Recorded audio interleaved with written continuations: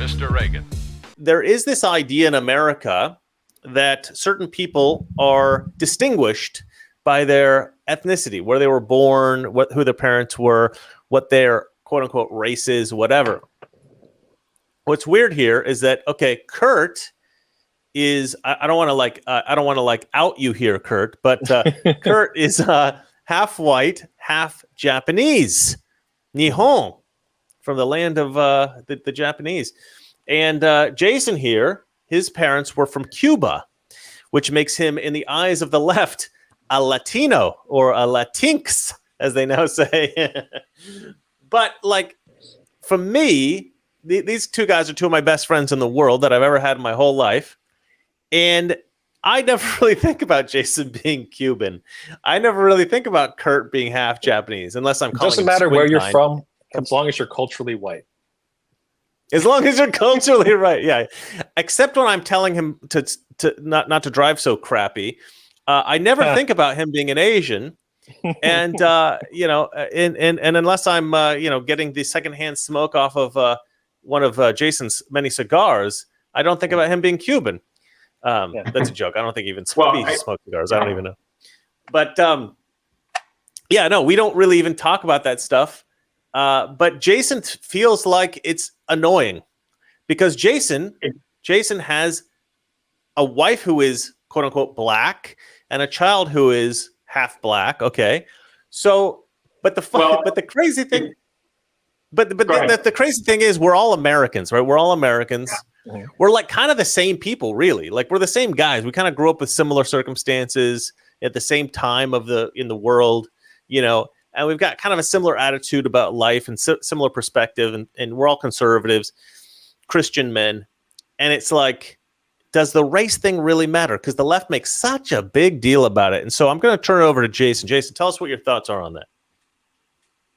Well, I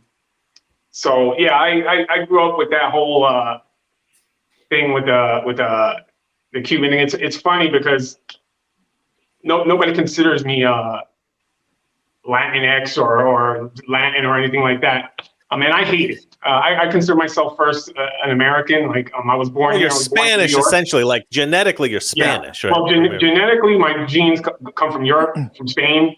So that it's just I've always hated that. And whenever you'd have the paper to fill out, like what are you, like white, black, Hispanic, and all that stuff. I never filled that stuff out because it's just annoying. Like and I'm American, that's what it comes down to. I'm American, and there's a funny thing, like I was on a film set.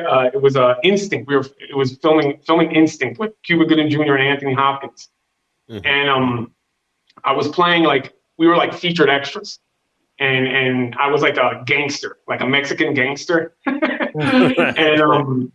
and we were in a group of the extras hanging out, and one like the Spanish guys there, they were like hanging out with us, and they were telling like the Anglo guys, like, oh yeah, we're look at us, we're the one Anglo guy said, that dude's not Mexican, he's just playing one for the movie.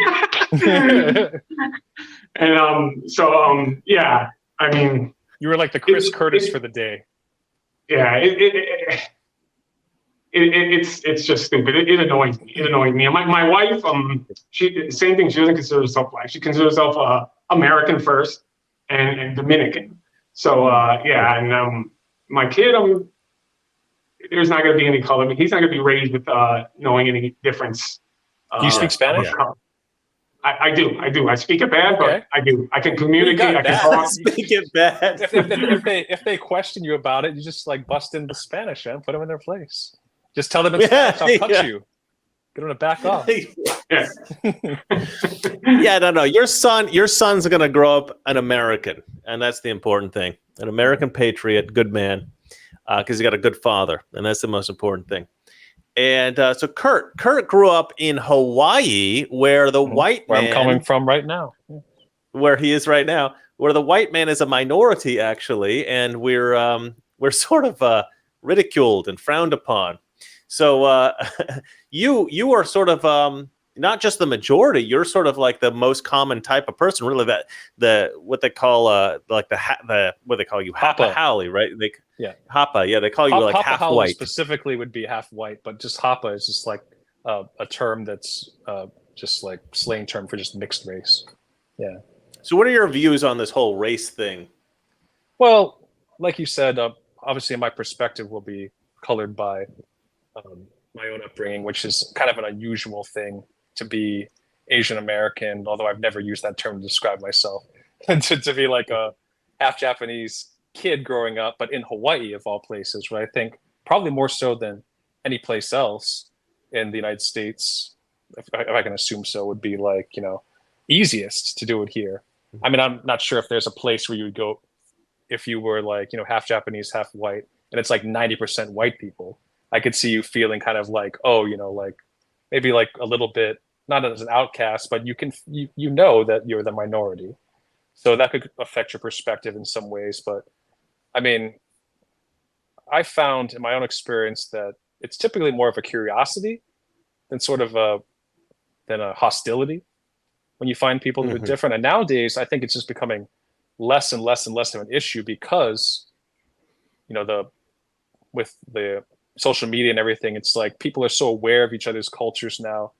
There's like, I think the stigmatism of certain cultures and things is like really has to be carried on proactively to exist, because it's like now you point at somebody else like, oh, they're like this, they're like that. Well, everybody knows somebody that's like that group that they're trying to say is the other, and obviously I'm talking about the left trying to keep division alive. Yeah. But yeah, in Hawaii, like you said, it's like my dad is white. He's from the mainland. That's what we call all of the continental U.S. called the mainland. My mother is from Hawaii, and her parents came from Japan, but they were already a couple generations deep in Hawaii, so they're more Hawaiian than Japanese, really. They're culturally Hawaiian, but they're genetically fully Japanese. Yeah, and I think that obviously, like if you're Japanese or you're Chinese or whatever, you keep some of that culture no matter where you go. It's not like you go to America and you're just like, okay, I'm put on a cowboy hat and abandon your culture. But the important thing, I think, is that what we want in this country is we want people to adopt the American culture and not sort of just. But you're discriminated against by everybody, even blacks. Who is? You, half Asian. I'm discriminated against by blacks. I thought black people loved Asian people. Am I wrong? Am I operating under a misconception? But no, I never really felt that way. And I don't know if people can tell what I am, because as a kid I would go to California, go to different places. Even as an adult, as a young adult, I moved to Los Angeles, and people would assume they don't have like tanned half Japanese people out there, so they just assume I was Mexican. They speak to me in Spanish, so I just have to be like, no habla español, So like, what? Look at the guy, head was on fire. Like, you don't speak Spanish? Just like, what the hell? Like, no, I don't. I just got here. Sorry, but well, let me tell folks out there. I don't think this is a little exposing of Kurt Franklin here, but this is you this got to pay extra for that. This is all you're getting. Anyway, this man is one of the most viciously racist people I've ever met against Asians. Well, people don't know this. Asians are the most racist people.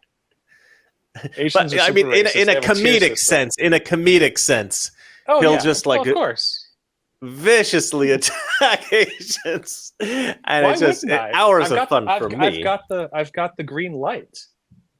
Why wouldn't you do have the green light? Yeah, you got to do it, and you know the dirty details of everything Asian. So you're deeply embedded in the culture. Yeah, well, like I said, it's like I'm basically mostly culturally American, but like growing up in Hawaii. Yeah. Same with me. Like my parents, when they came here, they made sure they raised us with all the American traditions and beliefs. They made sure that our language that we spoke was English. So I grew up not speaking a lick of Spanish. I learned Spanish after I met my wife. Her mother-in-law, my mother-in-law came to move with us, and I was forced to speak Spanish. So that's when I learned. But born and raised in that whole culture of American, and it was my dad had the old belief system of the Americans. You know, you have to serve your country, you have to learn the language, you have to be a part of the culture. And I grew up with that. So I resent when people want to like categorize me into something, you know, that I'm not. I'm American. That's my culture. That's who I am. And yeah, I resent when somebody says, "Oh, you're this, but you're that." No. Well, the most important thing I think we all will agree is having a good father. If you have a good father, you'll probably end up being a good man, whatever your race, whatever your culture, wherever you're from. So, you know, all the men out there, be good dads. All right, guys, I have been asked to sell this portable heater, and it doesn't sound particularly exciting, but you know what? I think it's a pretty cool thing. This is a super economical space heater for your bedroom, your living room, your office, or anywhere else that you want to turn into a warm, comfy space. According to this company, the savings in the first month alone will help pay for itself. So if you're one of those people who gets a little too cold during the winter months, pop over and buy this little guy and save yourself chilly discomfort for the rest of the winter and the spring, which, back in Oregon at least, springtime can often be unexpectedly cold. So get warm right now for a whopping 55% off, plus it's risk-free with a 60-day money-back guarantee. So go to www.getwarmnow.com. That's getwarmnow.com. Now, Kurt is one of the funniest guys I know. And I did suggest, if he's a little nervous before the show, have a couple of drinks. And he said, I don't think that's a good idea. So the big question here, Kurt, did you have a couple of drinks before the show? Yes, but they were both Atkins shakes, so they don't count. Atkins shakes. And also, Kurt is 900 years old. We didn't realize. The goal for all of us should be that one day things will be done neither because of nor in spite of any of the differences between us. Ethnic differences or racial differences, whatever they may be, that we will have total equal opportunity for all people. And I would do everything I could in my power to bring that about.